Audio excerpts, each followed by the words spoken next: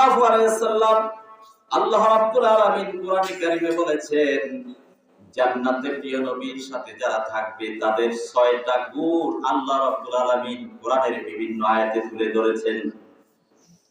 নবীজির সাথে যারা জান্নাতে থাকবে তাদের বৈশিষ্ট্য মোটামুটি 6টা। কয়টা? 6টা। বলেন দেখি, রাসূলের সাথে জান্নাতে যেতে চান? সবাই রাজি আছেন? না, সবাই বলেন নাই। বলেন দেখি, রাসূলের সাথে জান্নাতে থাকতে চান? কে কে চান না? দুই হাত তুলে আল্লাহকে দেখান। এই যে দেখছেন, আমি জিজ্ঞেস করছি কে কে চান না, হাত উঠাইছেন কিন্তু ব্যাগ দুনবার। কি কথা বুঝেন নাই নাকি? আচ্ছা, ভুল হয়েছে মনে হয়। এই ভুলটাও কিন্তু আল্লাহ ধরবেন না। আমি মাঝে মাঝে বলি, আল্লাহ যে কত আমাদের প্রতি দয়া। দেখেন, আমরা আবেগে ভুলের কারণে মুখ থেকে একটা বলে ফেলি, কিন্তু অন্তরে কিন্তু সেই ভুলটা নাই, অন্তরে সঠিকটাই আছে, কিন্তু মুখ থেকে অজান্তে ভুলটা চলে এসেছে। আল্লাহ বলেছেন, বান্দারে চিন্তা করিস না, আমি হলাম রহমান, আমি হলাম গাফফার। মুখ থেকে যেটা বের হয়েছে আমি আল্লাহ তাআলা তো সমস্ত গুনাহকে মাফ করে দিয়ে তোর অন্তরটাই গ্রহণ করে দিই। আল্লাহু আকবার! কি আল্লাহ পেয়েছি। আর দুনিয়ার মানুষ যদি আপনি অন্তরেরটা দেখবেন, আপনার মুখেরটা দেখবেন। কি বলেন? আপনি মুকুন্দবাড়ি বাজারে দাঁড়ায়া আপনি একজনের গালি দিয়েন, রাস্তায় দাঁড়ায় একজনের গালি দিয়েন, আর বলেন যে ভাই আমার তো অন্তরে ছিল না গালি দেওয়া, মুখ দিয়ে বের হয়ে গেছে। কি সে কি আপনাকে ছাড়বে? ছাড়বে না। 2-4টা দিয়া তারপরে জিজ্ঞেস করুন, আর কি আল্লাহ পেয়েছি আমরা। ভুল করে আমরা পরে ফেললো, আল্লাহ এই মুখের ভুলটা ধরেন না, অন্তরেরটাই গ্রহণ করেন। আল্লাহু আকবার! কি নিয়ামতের আল্লাহ। পৃথিবীতে এত শান্তিময়, এত রব, এইবারের আল্লাহ, এত ইলাহ পৃথিবীর কোন মানুষ পায় নাই, শুধুমাত্র আমরা ইমানদাররা মুমিনরাই পেয়েছি। আল্লাহু আকবার! এজন্য আল্লাহ রাব্বুল আলামিন বলেছেন, শোনো দুনিয়ার মানুষ, তোমরা যদি জান্নাতে নবীর সাথে থাকতে চাও, আহারে নবীর সাথে জান্নাতে থাকার খায়েশ কার না জাগে? আহারে, যেই নবী, এত সুন্দর নবী, যাদের সৌন্দর্যের চাইতেও বেশি হার বানায় ফেলে আমার নবীর সৌন্দর্য। মায়েশাকে জিজ্ঞেস করলেন একজন সাহাবী, ইয়া রাসূল, ইয়া মায়েশা, আপনি একটু জানায় দেন নবীজির সৌন্দর্যটা কেমন সৌন্দর্য? আমরা তো শুধু নবীর কথা শুনেছি, নবীকে দেখি না এখনো। নবীর সৌন্দর্যটা আপনি বলেন। মায়েশা বললেন, আমার নবী যখন ঘরে আসতো রাতের অন্ধকারে যখন আমার নবী ঘরে আসতো, নবী যখন ঘরের ভিতরে দরজার মধ্যে যখন পাটা রাখতো, ঘরের অন্ধকার ঘরটা নবীর চেহারায়, নূরের চেহারায় ঝলমল করতে থাকতো। সুবহানাল্লাহ, আল্লাহু আকবার! আমি নবীর চেহারাটুকু দেখে দেখে আমি যখন সুই সুতার কাজ করতাম, গ্রামের মহিলারা, মা বোনেরা দেখবেন কাঁথা শিলায় সুই দিয়ে, আছে কিনা? মায়েশা বললেন, আমি যখন এই সুই সুতার কাজ করতাম, ওই সুই সুতা যখন হাত থেকে পড়ে রাতের বেলায় আমি হারিয়ে ফেলতাম, খুঁজে খুঁজে পেতাম না, কিন্তু আমি অপেক্ষা করতাম আমার বিশ্ব নবী যখন ঘরে আসবে, আমি নবীর চেহারার সৌন্দর্য দেখে দেখে আমার সুইটাকে খুঁজে বের করে নিব। আল্লাহু আকবার! আহারে কি সৌন্দর্য! ঘর আলোকিত হয়ে গেছে, অন্ধকার ঘর। সেই নবীর সাথে জান্নাতে থাকতে চান কারা কারা? কেউ হাত তুলে না। এই যে দেখছেন, সবাই যেতে চায়। আল্লাহ কবুল করুন, বলি আমিন। আল্লাহ আমাদের সবগুলো হাতকে জান্নাতের জন্য কবুল করুন, আমিন। আমরা সবাই যেতে চাই নবীর সাথে। এই জন্য 6টা কাজ আমাদের করা লাগবে। কয়টা? 6টা কাজ করা লাগবে। 6টার উপর কথা বলি, আমি আমার আলোচনাকে সমাপ্তি টানবো। 1 নম্বরে হলো, যারা নবীর সাথে জান্নাতে যেতে চায়, আল্লাহ বলেছেন ওই উম্মতগুলো সর্বপ্রথম রাসূলের আনুগত্য করতে হবে। রাসূলের কি করা লাগবে? আনুগত্য করা লাগবে, রাসূলকে মানতে হবে। আল্লাহ রাব্বুল আলামিন বলেছেন, ওয়া মাইয়ুতিআল্লাহ الرسول فأولئك مع الذين أنعم الله عليهم من النبيين والصديقين والشهداء والصالحين وحسن أولئك رفيقا। যারা নবীকে মানবে, আল্লাহকে মানবে, আল্লাহর কথা শুনবে, আল্লাহর আনুগত্য করবে, রাসূলের আনুগত্য করবে, রাসূলের জীবনের সব শুরু থেকে শেষ পর্যন্ত মেনে চলবে, আল্লাহ বলেছেন ওই মানুষগুলোকে, ওই বান্দাগুলোকে আমি আল্লাহ রাসূলের সাথে হাসর করায়া দিব। রাসূলকে মানতে হবে। এখন রাসূলকে মানবেন কোন জায়গায় জানেন? শুধুমাত্র মিষ্টি খাওয়াতে আর ঈদের দিন আসলে মাঝে মাঝে অনুষ্ঠান হলে গায়ে আতর লাগায়, এই দুই জায়গায় রাসূলকে মানবেন, আর কোন জায়গায় দরকার নেই। কি বলেন? কি বলেন? মিষ্টি খাওয়া সুন্নত না? সুন্নত। দেখেন এই সুন্নত কিন্তু ডায়াবেটিস ওলা রোগীরাও ছাড়ে না। দেখছেন কি সুন্নত ওলা? এক বেচারা জিজ্ঞেস করলাম, মুরব্বী চাচা আপনি এত মিষ্টি খান কেন? কয় যে হুজুর মিষ্টি সামনে আসলে তো হুঁশ থাকে না, মিষ্টি খাওয়া তো সুন্নত আমি শুনছি, আপনারাই তো কইছেন। মাশাআল্লাহ, এই সুন্নত মনে রাখলেন, কিন্তু সত্যের জন্য হকের পক্ষে কথা বলতে গিয়ে আল্লাহর জমিনে আল্লাহর দ্বীনকে প্রতিষ্ঠা করতে গিয়ে রাসূল রক্ত দিয়েছেন, সেই সুন্নতের কথা কেন আপনি ভুলে গেলেন? কেন ভুলে গেলেন? তায়েফের রক্ত দেওয়ার ইতিহাস রাসূলের কেন ভুলে গেলেন? উহুদের ময়দানে রাসূলের দান্দার মোবারক শহীদ করার ইতিহাস কেন আপনি ভুলে গেলেন? শুধুমাত্র সুন্নত, পাঁচশো সুন্নত গুলো যেগুলি পালন করলে কোনো সমস্যা নাই, এগুলি খুব আমরা মানতে চাই। বলেন রাসূলের সকল সুন্নত পালন করতে রাজি আছেন? সত্যের জন্য লড়তে রাজি আছেন? মানুষের কল্যাণের জন্য, মানবতার কল্যাণের জন্য নিজের জীবন যদি দিতে হয়, আল্লাহর জমিনে আল্লাহর দ্বীনকে বাস্তবায়ন করার জন্য কে কে রাজি আছেন? তো হাত তুলে আল্লাহকে দেখান।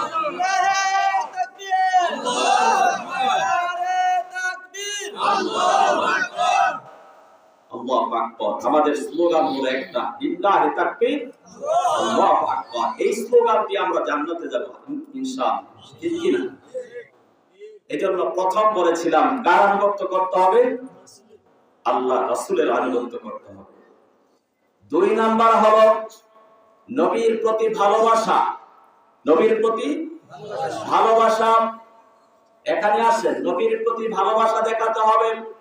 হযরতে আনাস রাদিয়াল্লাহু তাআলা আনহু রাসূলের একজন প্রিয় সাহাবী,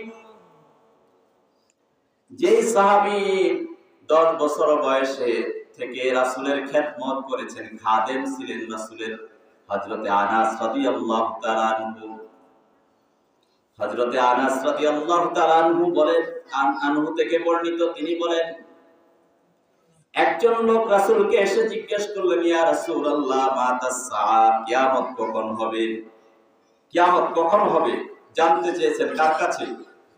রাসূলের কাছে। কার কাছে? রাসূলের কাছে। কিয়ামত কখন হবে সেই কথা জানতে চেয়েছেন। আল্লাহর হাবিব সাল্লাল্লাহু আলাইহি সাল্লাম বললেন, শোনো, তুমি কিয়ামতের কথা জানতে চেয়েছো, আমি তোমার কাছে জানতে চাই কিয়ামতের জন্য কি তুমি প্রস্তুতি নিয়েছো? কারণ কিয়ামতের খবরটা নিছো, কিন্তু কিয়ামতের জন্য কি প্রস্তুতি তুমি নিয়েছো জানার দরকার আছে না নাই? সাহাবী বললেন, ইয়া রাসূলুল্লাহ, আমি কিছুই সংগ্রহ করতে পারি নাই, তবে একটা জিনিস আমার কলিজার মধ্যে আসে, আমার কলিজা ভরা আল্লাহ এবং তার রাসূলের ভালোবাসা আছে। সুবহানাল্লাহ, আসতে বললেন। আমার মধ্যে কিছু নাই, তবে একটা জিনিস আছে, আমার কলিজাটা ভরা, আমার হৃদয়টা ভরা, আমার জীবনের সবকিছু উজাড় করে দিয়ে আমি আমার রাসূলকে, আল্লাহকে বেশি ভালোবাসি। বেশি তো নেক আমল করতে পারি না, কিন্তু ভালোবাসার কমতি নেই। দেখবেন অনেক মানুষ রাসূলকে, রাসূলের সব হুকুম না মানতে পারলেও রাসূলের আইনের বিরোধিতা যদি করে, রাসূলের আদেশের বিরোধিতা যদি কেউ করে আমরা তাকে ছাড় দিই? এই যে বাংলাদেশে দেখেন আমাদের অধিকাংশ 90-95% মানুষ মুসলমান, সবাই তো নামাজি না, সবাই আবার রাসূলের সব হুকুম মেনেও চলে না, আল্লাহর আদেশ মেনেও চলে না। কিন্তু কোরআনের বিরুদ্ধে, আজানের বিরুদ্ধে, রাসূলের বিরুদ্ধে যারা কথা বলে, আমরা দেখেছি বাংলাদেশের তরুণ যুবকেরা আল্লাহ রাসূলের দুশমনদেরকে বিতাড়িত করতে রাজপথে রক্ত পর্যন্ত দিয়েছে। প্রিয় ভাইয়েরা আমার, এজন্য রাসূলের ভালোবাসা কলিজায় থাকা দরকার, আছে না নাই?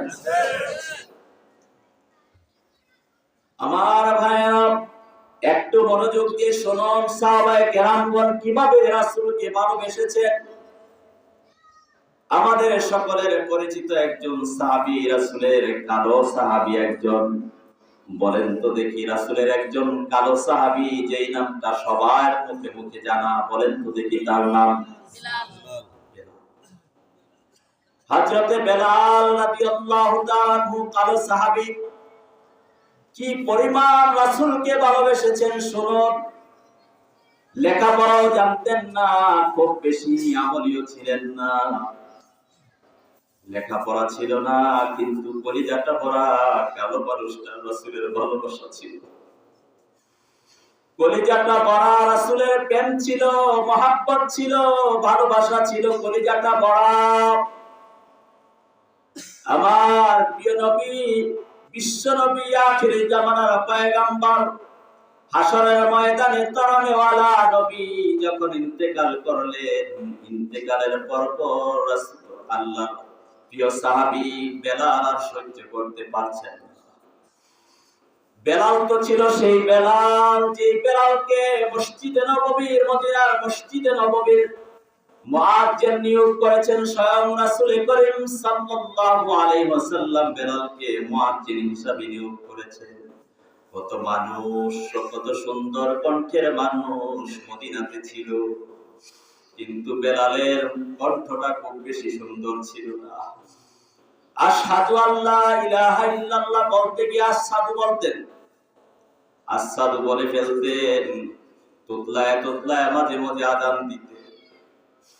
কত সুন্দর কণ্ঠের মানুষ ছিল মদিনায়, কত সুন্দর কণ্ঠের মুয়াজ্জিন ছিল মদিনাতে, কিন্তু মদিনার কোন মুয়াজ্জিনের আযান মানুষ খুব বেশি গ্রহণ করত না। বেলালের কণ্ঠের আওয়াজ শুনে শুনে মদিনার সবগুলো মানুষ ঘুম থেকে জেগে উঠত। যেই বেলালের আওয়াজটা স্বয়ং আরশে আজিম পর্যন্ত আল্লাহ পৌঁছে দিয়েছে। একজন সাহাবী এসে জিজ্ঞেস করলেন, ইয়া রাসূলুল্লাহ, এখন তো আমাদের মদিনাতে অনেক সুন্দর কণ্ঠের মুয়াজ্জিন আছে, এত সুললিত কণ্ঠের মানুষ আছে, সুন্দর কণ্ঠের মুয়াজ্জিন আছে, চেহারাটাও অনেক সুন্দর মানুষ, চেহারা সুন্দর, কণ্ঠ সুন্দর, এমন মুয়াজ্জিন আছে। এখন দরকারটা কি কালো মানুষটাকে মুয়াজ্জিন বানানো? কথা তো আযানটাও ঠিক মতো ভালো করে উচ্চারণ করতে পারে না। একজন নতুন মুয়াজ্জিন নিয়োগ দেন। সবার অনুরোধে একদিন আযান দেওয়া হলো একজন সুন্দর কণ্ঠের, সুন্দর চেহারার মুয়াজ্জিন দিয়ে। ফজরের আযান যখন দেওয়া হলো, ফজর আর উদিত হয় না, ফজরের সূর্য উদিত হয় না। আযান দিল এত সুন্দর কণ্ঠের, সুন্দর চেহারার মানুষ, ফজরের সূর্য উদিত হয় না। মদিনার ছোট ছোট সন্তানগুলো যে বেলালের আওয়াজ শুনে, আযান শুনে ঘুম থেকে জেগে উঠত, ছোট ছোট শিশু এবং নারী শিশুগুলো সবাই বলতেছে, কি ব্যাপার, আজকে কি মদিনাতে আযান হয় না নাকি? আল্লাহর হাবিবের কাছে দৌড়িয়ে আসলেন, ইয়া রাসূলুল্লাহ, ব্যাপারটা কি মদিনাতে আজকে মসজিদে নববীতে মনে হয় আযান হয় নাই, বলো কি? আজকে তো তার চাইতে, গত দিনের চাইতে আরো সুন্দর চেহারার মানুষ, সুন্দর কণ্ঠের মানুষ আযান দিয়েছে। কোথায় আযান দিয়েছে আমরা তো শুনতে পেলাম না, কাকে দিয়ে আযান দেওয়া হয়েছে? কয় বেলাল আযান দেয় না, অন্য একটা সুন্দর কণ্ঠের মানুষ আযান দিয়েছে মুয়াজ্জিন হিসেবে। এত সুন্দর কণ্ঠের মানুষ মুয়াজ্জিন আযান দিল, এত সুন্দর চেহারার মানুষ আযান দিল, কেন শুনতে পাও না? আল্লাহ জানিয়ে দিলেন, ও মদিনাবাসীরা শোনো, যতক্ষণ পর্যন্ত আমার বেলাল, যতক্ষণ পর্যন্ত আমার বেলাল মসজিদে নববীতে আযান না দিবে, ততক্ষণ পর্যন্ত আকাশের সূর্য আমি উদিত করতে দিব না। আল্লাহু আকবার। কারণ আমি আল্লাহর কাছে বেলালের কলিজাটা, বেলালের কণ্ঠটা, বেলালের হৃদয়টা আমি এত বেশি পছন্দ করে নিয়েছি। আমি আল্লাহ থাকি আরশে আজিমে, আমার আরশ পর্যন্ত আমি বেলালের মর্যাদাকে আমি আল্লাহ পৌঁছে দিয়েছি। আহারে বেলাল, কি কারণে এত সম্মান, কি কারণে এত মর্যাদা? নবীজি ইন্তেকাল করলেন, মনে আছে আপনাদের? নবীজি ইন্তেকাল করলেন, বেলাল সহ্য করতে পারলেন না, ছুটে গেলেন দামেস্কে, সিরিয়ার দামেস্কে চলে গেলেন। তিনি ফজর হতে না হতেই নবী ইন্তেকাল করলেন। একটু পরে ছোট্ট কাপড় চোপড়, ছোট্ট একটা গাঁঠুরি নিয়ে কাপড় চোপড় গুলো পেঁচায় কাঁধে করে বেলাল রওনা করছে। যাওয়ার আগে আবু বকরের, রাসূলের প্রিয় সাহাবী আবু বকরের সাথে দেখা করলেন। খলিফাতুল মুসলিমিন আবু বকর, আমি আর এই মদিনায় থাকবো না, মদিনা থেকে চলে যাব, দূর বহুদূরে। কোথায় যাবা? বেলাল উত্তর দিলেন, ও খলিফাতুল মুসলিমিন আবু বকর, আমি যেদিকে চোখ দেখি ওই দিকে আমি চলে যাব, আমার গন্তব্য নাই, কোনো নির্দিষ্ট ঠিকানা নাই, আমি চলে যাব। আবু বকর বললেন, কি হয়েছে রে বেলাল, তোমার কি কোনো টাকা পয়সার অভাব নাকি, খানার অভাব নাকি? যদি তোমার খানার অভাব হয়, টাকা পয়সার অভাব হয়, বলো বাইতুল মাল থেকে আমি টাকা পয়সা এনে দেই, খাবারগুলো তোমার কাছে এনে দেই। তারপরও তুমি যাও না মদিনা থেকে, কি তোমার কষ্ট, তুমি চলে যাইবা? বেলাল বললেন, আবু বকর, আল্লাহর নবীর সাহাবী আবু বকর, আপনি আমাকে সম্পদ দিয়ে, টাকা পয়সা দিয়ে, বাইতুল মালের সম্পদ দিয়ে, খানা দিয়ে আমাকে মদিনায় রাখতে পারবেন না। আমি একটা শর্তে মদিনায় থাকবো, আপনি আমার কাছে একটা ওয়াদা দেন, আমি যখন মদিনায় থাকবো, মদিনায় যখন আমি আযান দিব, মসজিদে নববীতে যখন আমি আযান দিব, আযানের সাথে সাথে আমার নবী আমার আযান শুনে মসজিদে আসতো, আপনি জবাব দেন, আমি যদি মসজিদে নববীতে আযান দিই, আমার রাসূল আসবে নাকি? যদি রাসূল আসে, আমি বেলাল আযান দেওয়ার পরে তাহলে আমি মদিনাতে থাকবো। আর যদি তা না হয়, যে মদিনায় আমার রাসূল নাই, যে মদিনায় আমার নবী নাই, যে মদিনায় আমার নবী নাই, যে মদিনায় আমার নবী নাই, সেই মদিনায় আমি বেলাল থাকতে চাই না, আমি চলে যাব। বেলাল ছোট্ট একটা গাঁঠুরি কাঁধে করে নিয়ে চলে রওনা করলেন। যেতে যেতে সিরিয়ায় চলে গেলেন, সিরিয়া দামেস্কে চলে গেলেন, সেখানে চলে গেলেন। অনেক দিন হয়ে গেল, অনেক দিন অতিবাহিত হয়ে গেল। কিছুদিন যাওয়ার পরেই বেলাল স্বপ্নে দেখলেন, স্বয়ং রাসূল স্বপ্নে দেখালেন। বেলাল ঘুমের ঘরে স্বপ্নে দেখলেন, ও বেলাল, কি হয়েছে তোমার, কি হয়েছে বেলাল? কতদিন হলো তুমি আমার রওজার সামনে দাঁড়াও না, কি হয়েছে রে বেলাল? কি কারণে আমার রওজা ছেড়ে তুমি চলে গেলা? এতদিন হলো আমার রওজার সামনে কেন তুমি দাঁড়াও না রে বেলাল? আয় আয় বেলাল, আমার রওজার সামনে এসে দাঁড়া। ও বেলাল, আমার রওজার সামনে দাঁড়া রে বেলাল, আমি নবী তোকে দেখার জন্য পাগল হয়ে গেছি রে বেলাল, তুই আমার রওজার সামনে এসে একটু দাঁড়া। নবীজির কথায় বেলাল রাজি হয়ে গেলেন। তিনি হাঁটতে শুরু করলেন মদিনার দিকে, সেই সিরিয়া দামেস্ক থেকে রওনা করলেন। কারণ নবী বলেছে রওজায় দাঁড়াইতে, ওই নবীর সামনে নবীর কথাকে কিভাবে অমান্য করবে? ছুটে গেলেন মদিনাতে, মসজিদে নববীর পাশে দাঁড়ায়া দাঁড়ায়া মসজিদে নববীর ভিতরে বসে বসে বেলাল কাঁদে আর কাঁদে, চোখের পানিগুলো ছেড়ে দিয়ে কাঁদে, আর জানালা দিয়ে তাকায়া তাকায়া দেখে নবীর রওজা, কিন্তু নবীর চেহারা দেখা যায় না, নবীকে দেখা যায় না, শুধুমাত্র নবীর রওজা দেখা যায়। বেলাল কাঁদতে কাঁদতে হয়রান হয়ে গেছে, বেলাল কাঁদে আর কাঁদে, চিৎকার করে চেঁচামেচি করে কাঁদতে থাকে। যখন শুনতে পেলেন মদিনার লোকেরা, মদিনার শিশুগুলো, নারী পুরুষগুলো যখন শুনতে পেলেন নবীজির মুয়াজ্জিন বেলাল আসছে, দীর্ঘদিন হয়ে গেছে বেলালকে দেখি না, বেলালের কণ্ঠে আওয়াজ শুনি না, বেলালের কণ্ঠে মসজিদে নববীতে আযান শুনি না, বেলাল চলে গেছে। ও মদিনার লোকেরা কোথায় আছো? মদিনার শিশুগুলো চলে আসো, আমার নবীর মুয়াজ্জিন এসেছে, বেলাল এসেছে মসজিদে নববীতে। মদিনার সমস্ত লোকেরা দলে বলে একসাথে হয়ে মসজিদে নববীতে হাজির হয়ে গেলেন। এসে দেখেন বেলাল হাজির হয়েছে, আর ডুববে ডুববে মসজিদে নববীর ভিতরে বসে বসে কাঁদে। বেলাল কাঁদে, বেলাল কাঁদে, সবাই অপেক্ষা করতেছে ইয়া বেলাল। বেলাল মনে হয় মসজিদে নববীতে আযান দিবে, আর ওই আযান শুনে শুনে আমরা মসজিদে নববীতে সালাতকে আদায় করব, নামাজ কায়েম করব।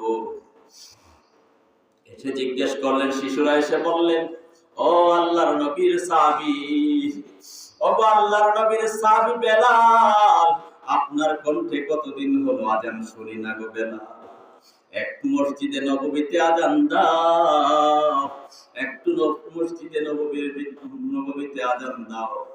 বেলাল যতই বলে আযান দেওয়ার কথা, ততই বেলালের কান্নার আওয়াজ সবচেয়ে বেশি বেড়ে যায়।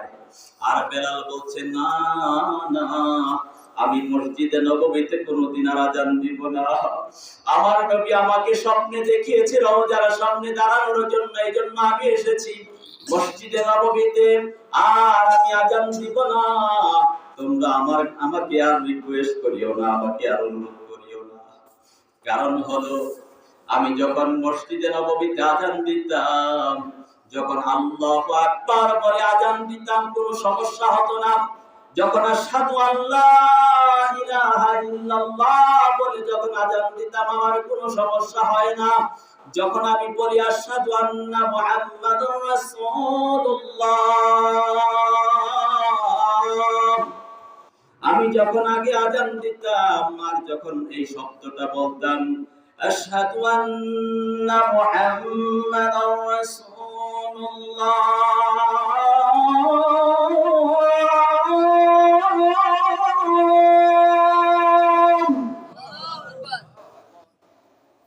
আশহাদু আন্না মুহাম্মাদুর রাসূলুল্লাহ,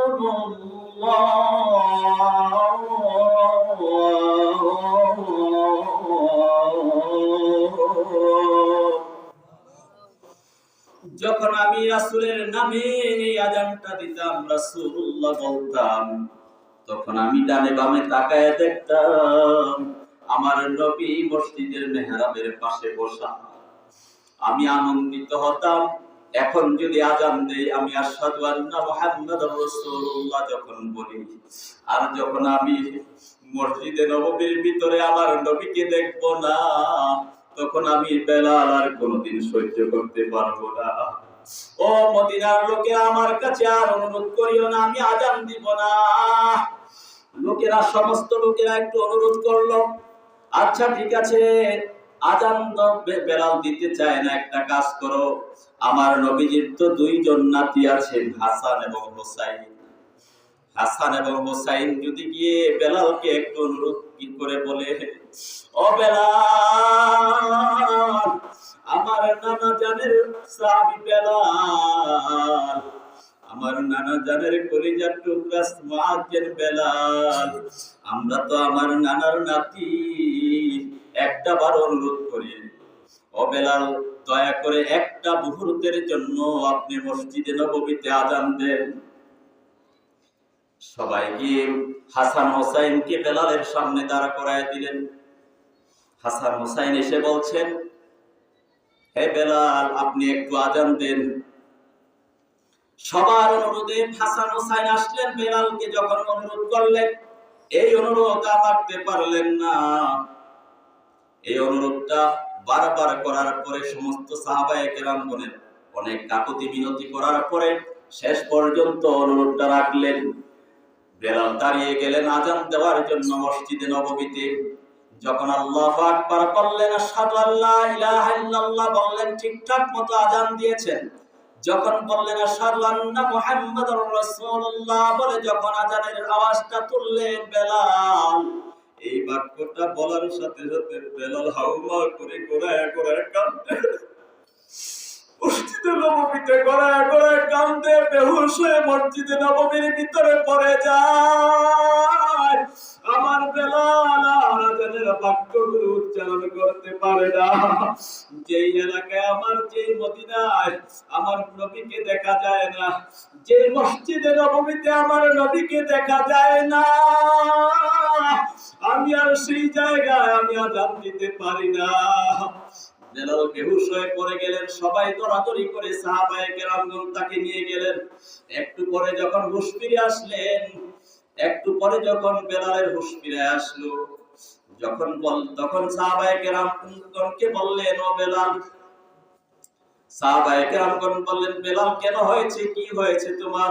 বেলাল উত্তর দিলেন, যখন রাসূলের নাম আসে, আমি যখন দেখলাম আশহাদু আন্না মুহাম্মাদুর রাসূলুল্লাহ বললাম, তখন দেখি মসজিদে নববীতে আমার নবী নাই, আমার নবী নাই, নবী নাই, মসজিদে নববীতে আর নবী নাই।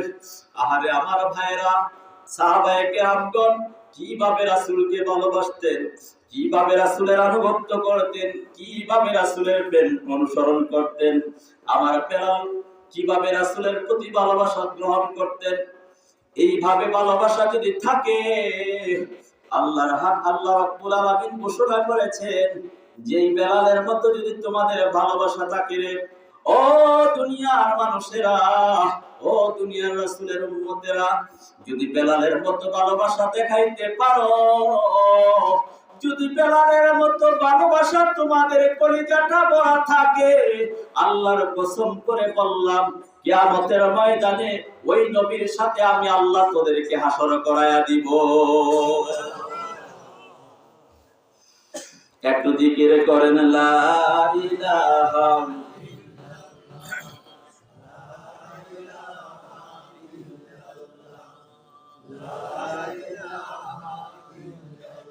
লা ইলাহা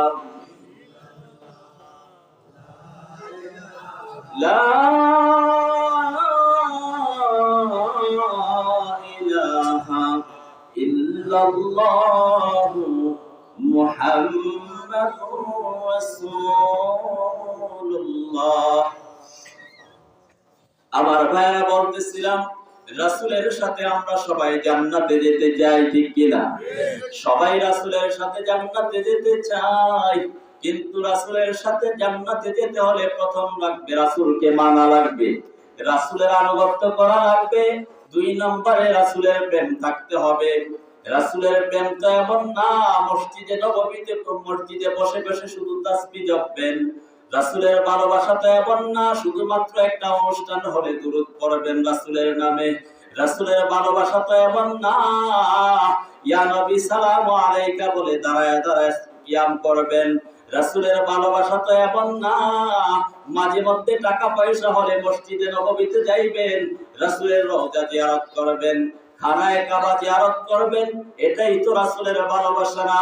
রাসূলের ভালোবাসা মহব্বত হলো রাসূল যেই জন্য দুনিয়ায় এসেছেন, রাসূল যেই কারণে তায়েফের ময়দানে রক্ত ঝরিয়েছেন, যেই কারণে উহুদের ময়দানে দান মুবারক শহীদ হয়েছেন, যেই কারণে মক্কা থেকে রাসূল নবীজি মদিনায় হিজরত করতে হয়েছিল, যেই কারণে রাসূল মক্কার মানুষের গালি খেয়েছেন, যেই কারণে রাসূল যখন সিজদা দিতেন মসজিদ খানায়ে কাবার সামনে, খানায়ে কাবার বারান্দায় যখন রাসূল সিজদা দিতেন, কাফের বেঈমানেরা আমার নবীজির পিঠ মোবারকে উটের নাড়ি ভুঁড়িগুলো চাপায় দিয়েছে। যেই নামাজকে কায়েম করার জন্য নবী এত কষ্ট করেছেন, যেই নামাজ যেই দিনকে প্রতিষ্ঠা করার জন্য আমার নবী মার খেয়েছেন, গালি খেয়েছেন, সেই সুন্নতকে পালন করা লাগবে, সেইভাবে রাসূলকে মানা লাগবে। ঠিক কিনা বলো? আমার ভাইরা, এই রাসূল জমিনে আল্লাহর দ্বীনকে প্রতিষ্ঠা করার জন্য শিয়াবে আবু তালিবের মধ্যে 3টা বছর জেলখানায় ছিলেন, না খেয়ে। আরে দুনিয়ার জেলখানায় তো খাবার দেয় সরকারের থেকে, ঠিক কিনা? দুনিয়ার জেলখানায় সরকারের পক্ষ থেকে খাবার দেওয়া হয়, পানি দেওয়া হয়, এমনকি অসুস্থ হলে হাসপাতালে নিয়ে চিকিৎসাও করা হয়, কত সেবা দেওয়া হয়। এত কিছু করার পরেও এই দুনিয়াতে এত সেবা যত্ন করা হয়, কিন্তু শিয়াবে আবু তালিবে বিশ্ব নবী বেলাল এইভাবে রাসূলকে ভালোবাসতেন। আর নবীও এই কারণে আল্লাহর জমিনে আল্লাহর দ্বীনকে বাস্তবায়ন করার জন্য জীবনে কত মার খেয়েছেন। শিয়াবে আবু তালিবে 3 বছর জেলখানায় জেলে বন্দী ছিলেন। এমন অবস্থা ছিল, আমি বলতেছিলাম দুনিয়ার জেলখানাগুলোতে খাবার দেওয়া হয়, পানি দেওয়া হয়, চিকিৎসা দেওয়া হয়, আর কত কিছু করা হয়, কিন্তু শিয়াবে আবু তালিবের মধ্যে কোনো খাবারও দেওয়া হয় না, পানির সংযোগ নাই, বিচ্ছিন্ন হয়ে গেছে। যাই কিছু খাবার ছিল, রুটি ছিল, তাও শেষ হয়ে গেছে। 3টা বছর খাবে কি? আমার নবী না খেয়ে শিয়াবে আবু তালিবের সেই জেলখানার কারাগারের মধ্যে গাছের পাতা লতাগুলো খেয়েছেন। গাছের পাতা লতাগুলো যখন শেষ হয়ে গেছে, চিবায়া আমার নবী গাছের ছালগুলো টেনে খেয়েছেন। যখন গাছের ছালগুলো খাইতেন, তখন গাছের ছালের কারণে মুখ দিয়ে রক্ত ঝরত, ছিঁড়ে যেত। আহারে, আল্লাহর জমিনে আল্লাহর দ্বীনকে কায়েম করার জন্য রাসূল এত কষ্ট করেছেন। ওইটার নাম হলো রাসূলের ভালোবাসা। রাসূলের ভালোবাসা শুধু নয় মিষ্টি খাওয়া, রাসূলের ভালোবাসা শুধু নয় নতুন কাপড় পরা, রাসূলের ভালোবাসা শুধু নয় শুধুমাত্র লাউ আর কদু খাওয়া। রাসূলের ভালোবাসা হলো আল্লাহর জমিনে আল্লাহর দ্বীনকে প্রতিষ্ঠা করার জন্য রাসূল যত কষ্ট করেছেন, সব কষ্ট নিজেদের জীবনে ধারণ করা। ঠিক কিনা বলো? আল্লাহর জমিনে আল্লাহর দ্বীনকে, রাসূলের হুকুমকে মানার জন্য, আল্লাহর দ্বীনকে বাস্তবায়ন করার জন্য এদেশের তাওহীদ জনতার প্রতি ফোঁটা রক্ত যদি আল্লাহর জমিনে দিতে হয়, আল্লাহ রাসূলের সম্মানকে আমরা সমুন্নত রাখবো। কে কে রাজি আছো? দুহাত তুলে আল্লাহকে দেখাও। আল্লাহু তাকবীর, আল্লাহু তাকবীর, আল্লাহু আকবার। আই কোরআনের আলো, আল হাদিসের আলো, আল্লাহু তাকবীর, আল্লাহু আকবার। আল্লাহ কবুল করুন বলে আমিন। 3 নাম্বার হলো 6টা গুণ রাসূলের সাথে জান্নাত পাওয়ার। কয়টা বলেন? মনে আছে না ভুলে গেছেন? 6টা গুণ যার মধ্যে থাকবে সে রাসূলের সাথে জান্নাতে থাকবে। 2 নাম্বার গুণ বলেছি। 3 নাম্বার গুণ হলো বেশি বেশি নামাজ কায়েম করা। কি করা? আবার এমন রাসূলের আশিক আছে, নামাজের দাঁড়ে না, কিন্তু মিলাদ পড়াইতে গেলে রাসূলের আশিক হয়ে যায়। দোকান উদ্বোধন করে, বিভিন্ন অনুষ্ঠান করে, এরপরে রাসূলের নামে দুরূদ পড়ে, নামাজ পড়ে না, কি হবে? কথা বলেন। কোন নবী কি নামাজ ছেড়েছেন? আচ্ছা, এই জন্য 3 নাম্বার গুণ হলো বেশি বেশি নামাজ পড়া। রাবিয়া বিন কাব আসলামী রাদিয়াল্লাহু তাআলা আনহু রাসূলের একজন সাহাবী, তিনি বলেন আমি রাসূল সাল্লাল্লাহু আলাইহি ওয়াসাল্লামের ওজুর পানি এবং অন্যান্য প্রয়োজনীয় জিনিসগুলো নিয়ে রাসূলের কাছে প্রায় আমি আসতাম। রাসূলের কাছে ওজুর পানি নিয়ে আমি হাজির হতাম, প্রয়োজনীয় জিনিসপত্রগুলো নিয়ে রাসূলের দরবারে হাজির হতাম। একদিন নবীজি আমাকে বললেন, আমার কাছে তুমি কিছু চাও।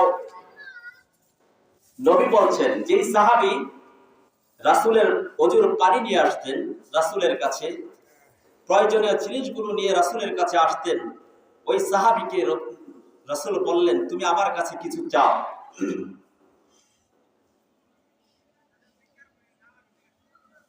সাহাবী বললেন, ইয়া রাসূলুল্লাহ, আমি একটা জিনিস যেহেতু আপনি বলেছেন চাওয়ার জন্য, আপনি একটা জিনিস আপনার কাছে চাই।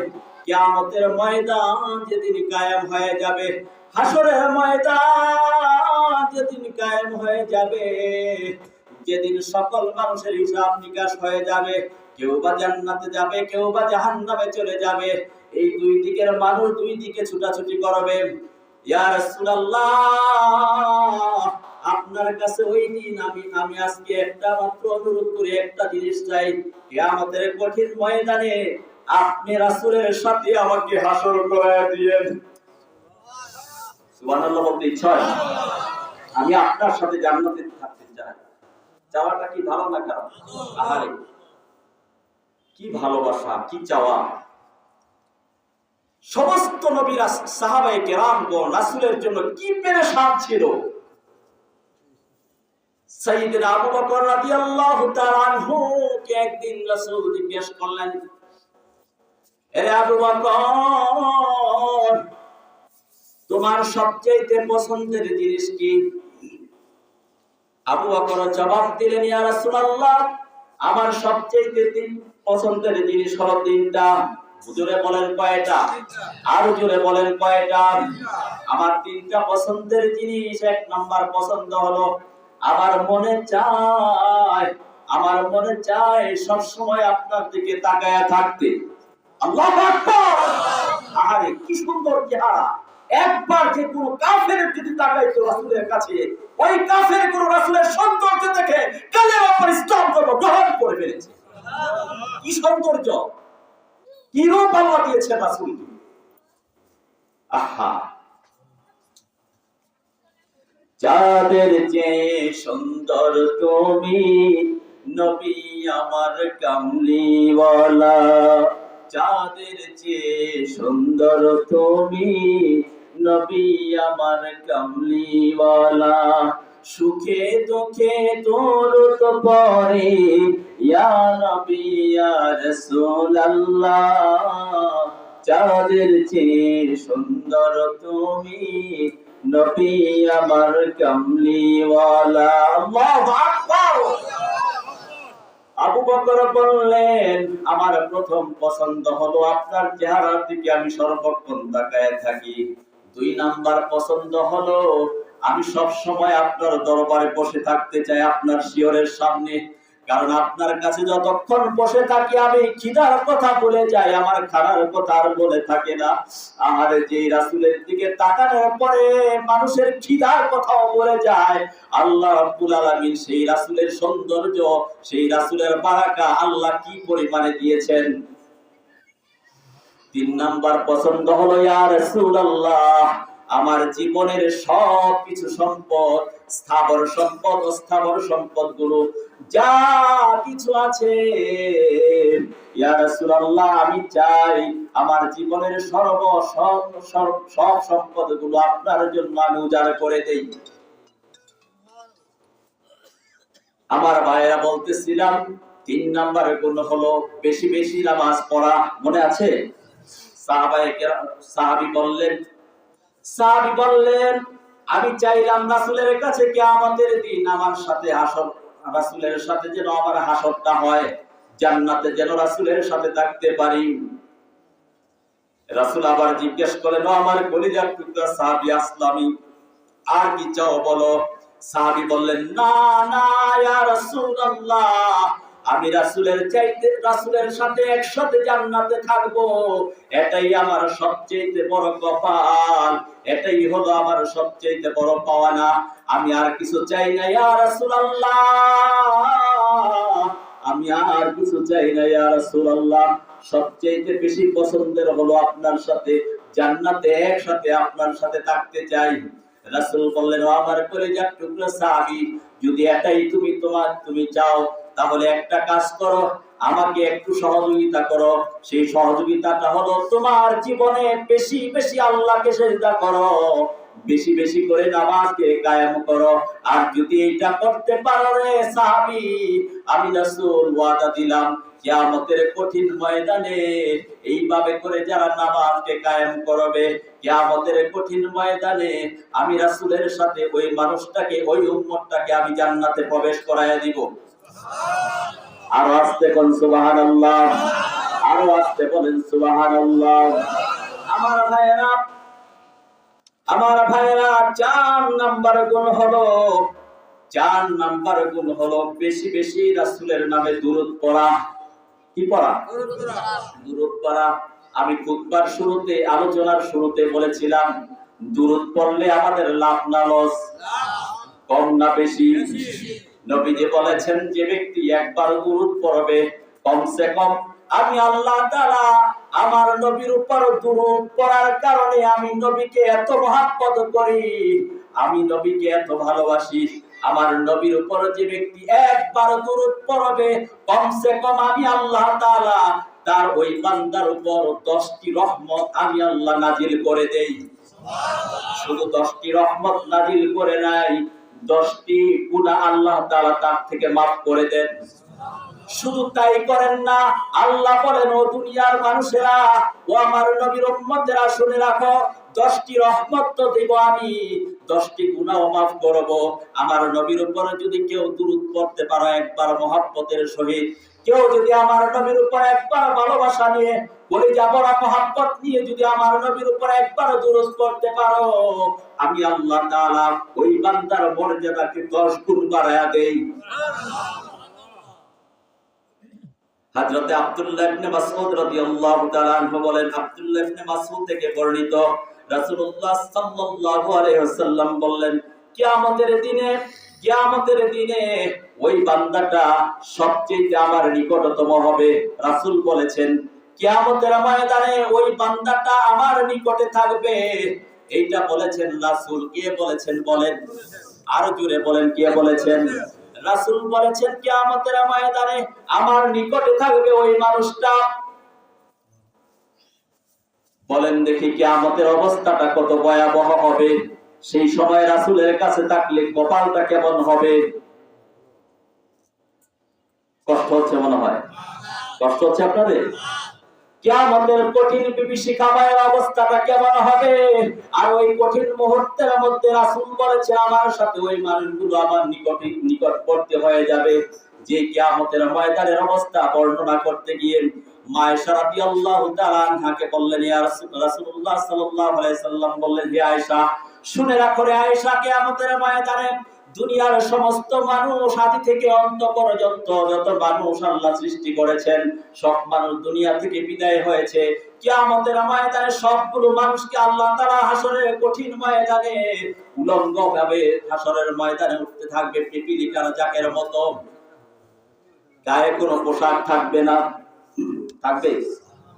কথা বলে না, থাকবে?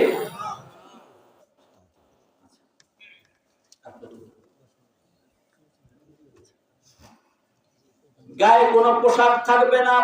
বলেন তো দেখি, আমরা যখন দুনিয়া এসেছি মায়ের পেট থেকে, তখন আমাদের গায়ে কোনো পোশাক ছিল নি? ছিল? কোনো পোশাক ছিল না।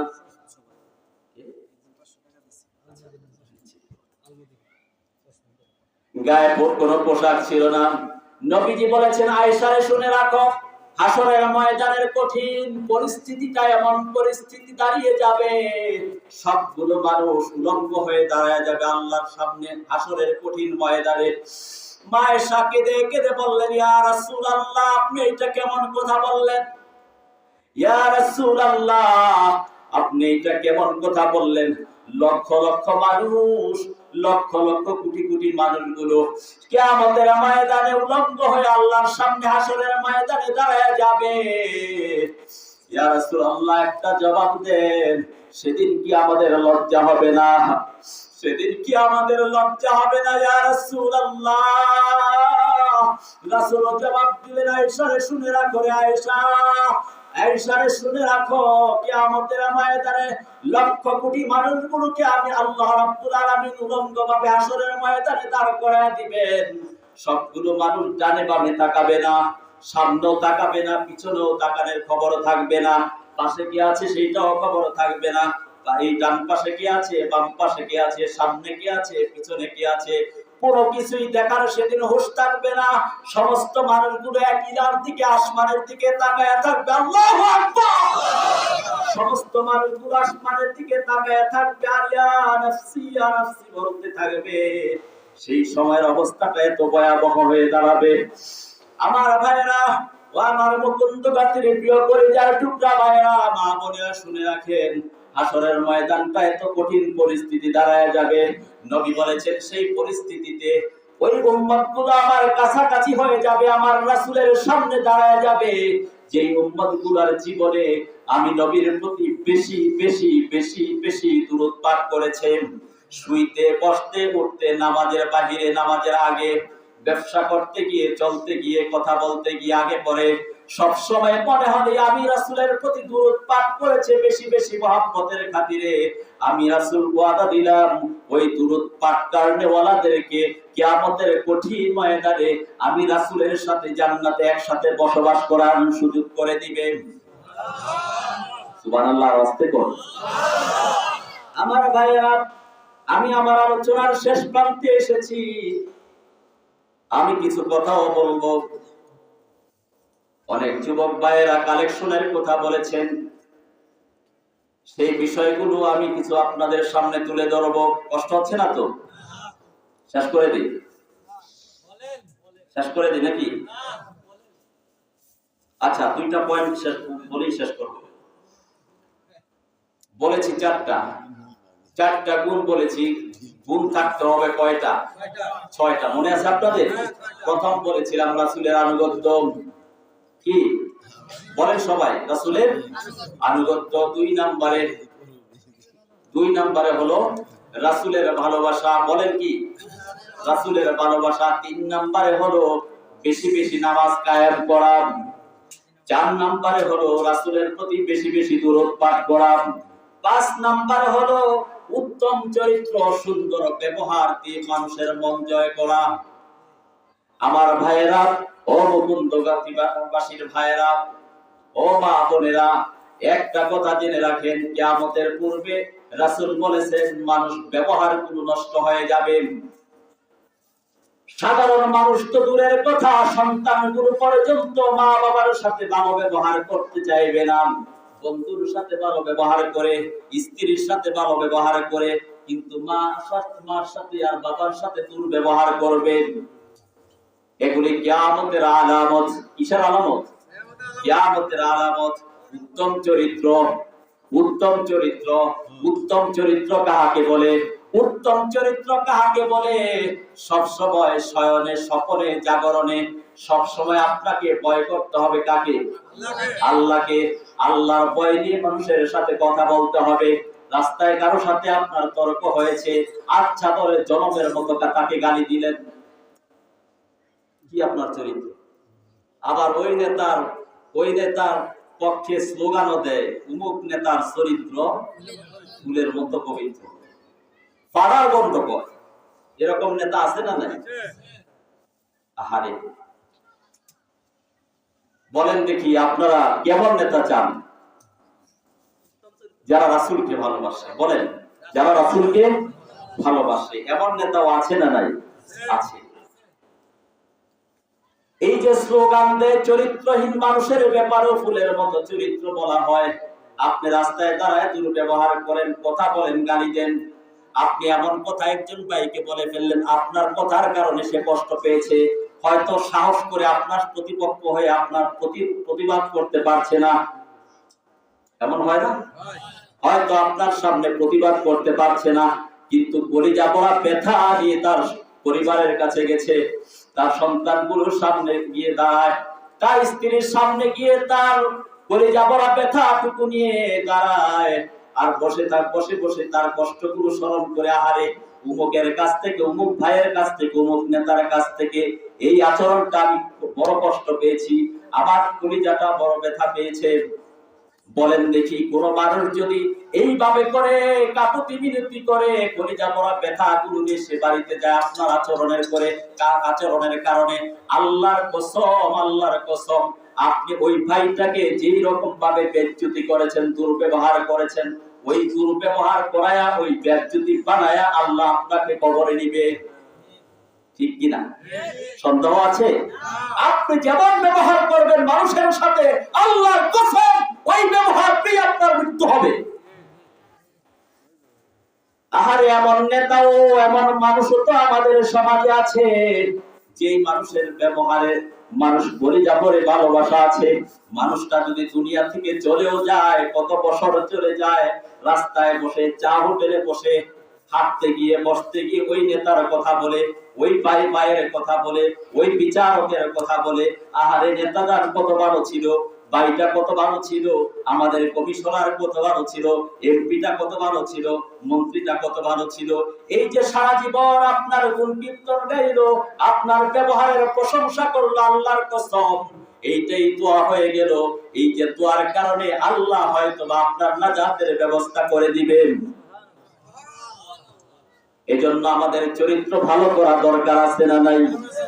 আরো জোরে বলেন, চরিত্র ভালো করা দরকার আছে না নাই?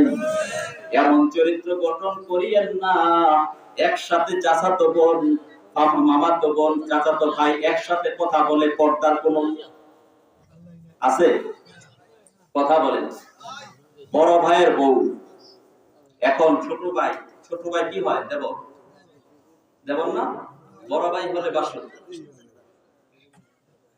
বড় ভাই হলে বাসুর, ছোট ভাই কি বলে আপনাদের? দেবর। এখন বলতেছে বাবির সাথে দেবরে যদি কথা না বলে, দেখাই না করে, এটা কেমন বাবি? বাবির সাথে দেবর কথা বলবে না, দেবরের সাথে বাবি কথা বলবে না, এটা কি হয় নাকি? আছে না নাই? আহারে, রাসূল বলেছেন দেবরের সাথে বাবির সাথে সাক্ষাৎ করা হলো মৃত্যুর সমতুল্য। কত ভয়ঙ্কর কথা রাসূল বলেছেন। আপনি বাবির সাথে আপনি একসাথে গল্প করছেন, একসাথে খানা পিনার ব্যবস্থা করছেন, বাবি আপনাকে খানা দিচ্ছে, দেবরকে খানা দিচ্ছে। একটা সময় অবস্থাটা এমন হবে, আপনি ঘরের ভিতরে যদি অন্যায় কাজ করে ফেলেন, আল্লাহ মাফ করুন, ঘরের ভিতরে যতটা অন্যায় কাজ করতে পারেন, বাহিরে এটা করা সম্ভব না। এজন্য রাসূল বলেছেন বাবির সাথে দেবরের সাথে সাক্ষাৎ করার অর্থ হলো মৃত্যুকে কেড়ে নেওয়া। এমনটা মনে হয় আপনাদের এলাকায় নাই। মুকুন্দবাসী ভাইদের মধ্যে এমন দেবরের সাথে বাবির সাথে সাক্ষাৎ করেন, এটা অন্য এলাকায় থাকতে পারে? আপনারা ভালো মানুষ, আল্লাহ কবুল করুন বলে আমি।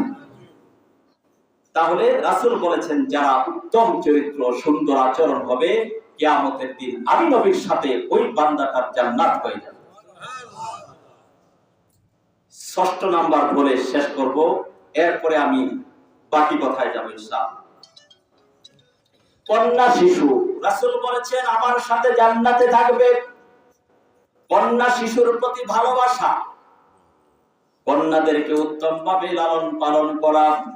আর জাহিলিয়াত যুগে কেমন যুগটা ছিল, জাহিলি যুগে, আইয়ামে জাহিলি যুগে অন্ধকার যুগটা ছিল, যেই যুগের মধ্যে কোন নারী সন্তান যদি জন্মগ্রহণ করত, বাবা নিজে, যেই বাবা জন্ম দিয়েছে একটা কন্যা সন্তানকে, যেই বাবা একটা কন্যা সন্তানকে জন্ম দিয়েছে, যেই মা একটা কন্যা সন্তানকে জন্ম দিয়েছে, বলেন তো দেখি ওই মায়ের প্রতি, সন্তানের প্রতি ভালোবাসা কম থাকে না বেশি থাকে? আহারে, এত ভালোবাসা থাকা সত্ত্বেও জাহিলি যুগটা এমন ছিল, ওই জীবন্ত কন্যা সন্তানটা যদি জন্মগ্রহণ করত, সাথে সাথে ওই চেতা কন্যা সন্তানটাকে মাটির নিচে ঢুকায়া ফেলতো।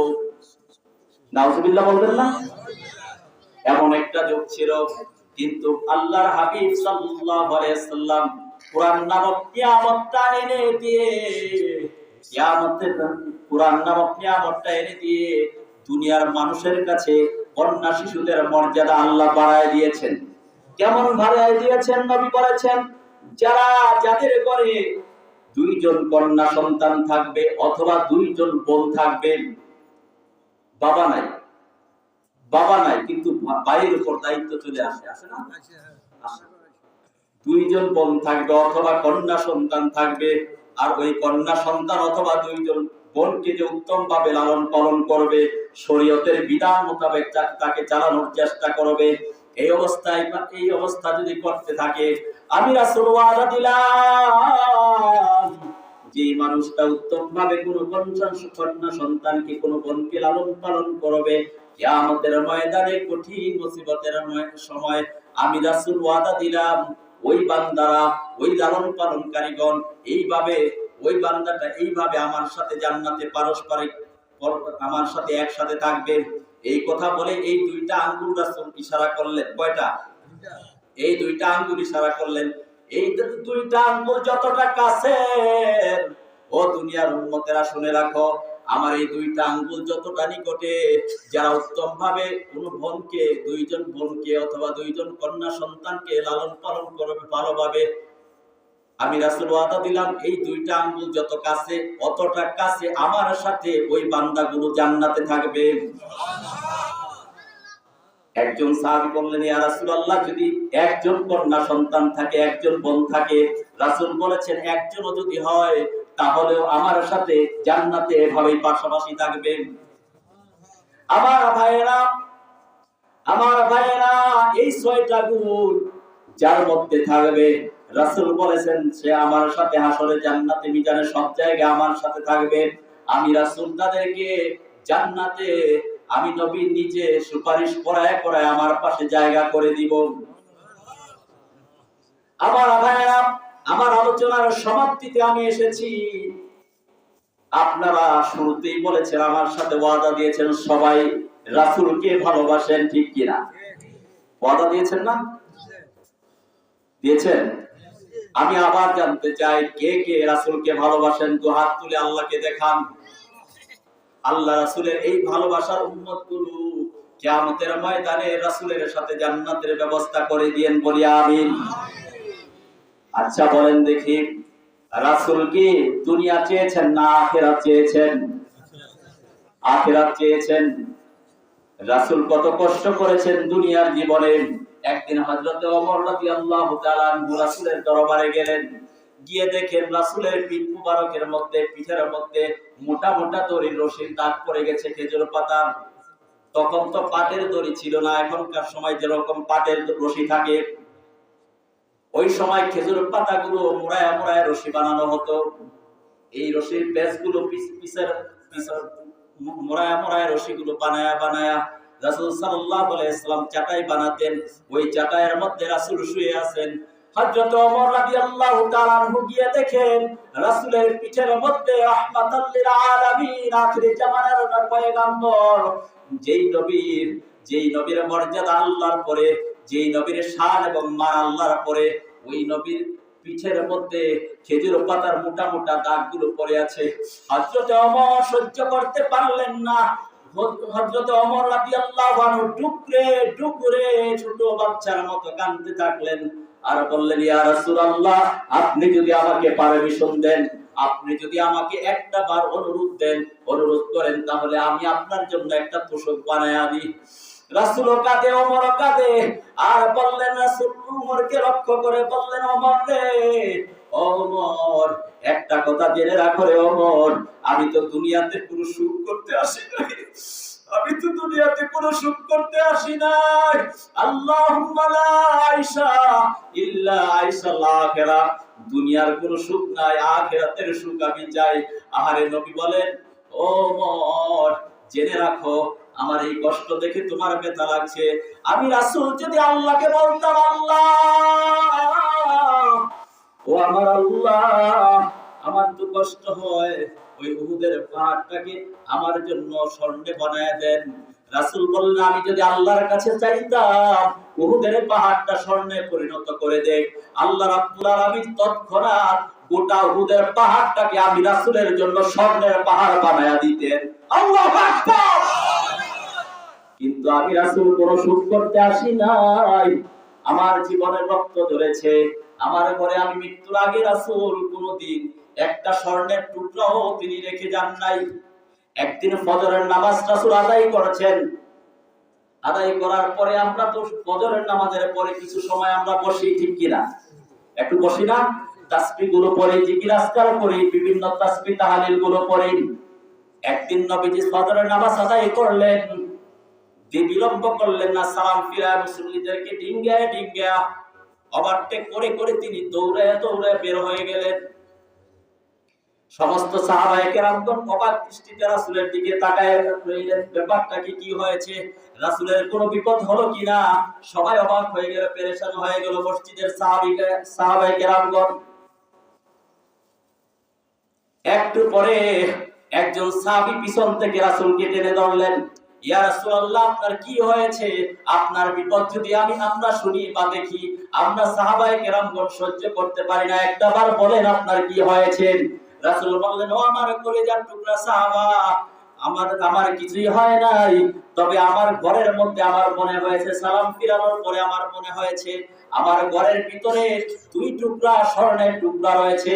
আমি তাড়াতাড়ি যাই, আমার বেগম আয়েশাকে বলি এই 2 টুকরা স্বর্ণ জলদি করে আল্লাহর রাস্তায় দ্বীনের জন্য যাতে ব্যয় করে দেয়। আল্লাহু আকবার। কারণ আমি রাসূল চাই না এই 2 টুকরা, 1 টুকরা স্বর্ণ আমার ঘরে থাক, আর এটা ঘরে রেখে দিয়ে আমি রাসূল দুনিয়া থেকে বিদায় হই। কারণ এই একটা টুকরা স্বর্ণের হিসাব আমি রাসূল কিয়ামতের ময়দানে যদি আল্লাহ হিসাব চাই দিতে পারবো না। আরে আমার আপনার সামনে ঘরে কত সম্পদের পাহাড়, কত সম্পদ আল্লাহ দিয়েছেন। সম্পদ দেন কে? আরো জোরে বলেন, সম্পদ দেন কে? টাকা পয়সা দেন কে? বাড়ি গাড়ির মালিক বানান কে? সত্য বানান আল্লাহ। কিন্তু এমন দুনিয়ায় দেখা যায় অনেক কোটিপতিকে আল্লাহ রাস্তায় নামায় দিয়েছে, আছে না? আরে আজ থেকে কয়েক বছর আগে, 5-7 বছর আগে আমি দেখেছি ঢাকা গুলিস্তানের মোড়ে